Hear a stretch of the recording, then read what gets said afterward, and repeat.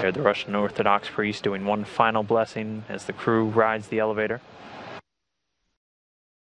The three inside in their Soka launch and entry suits. All of the leak checks completed. The Soyuz systems being confirmed. They're ready to go. We have preliminary booster ignition.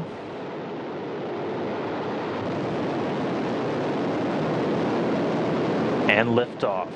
Liftoff of Reid Wiseman, Max Surayev, and Alexander Gerst, the international crew on their way to the International Space Station.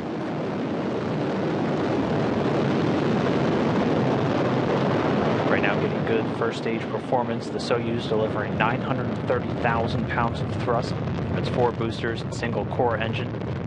The first stage of the Soyuz measuring 68 feet in length and 24 feet in diameter, burning liquid fuel for the first 2 minutes and 6 seconds of the flight.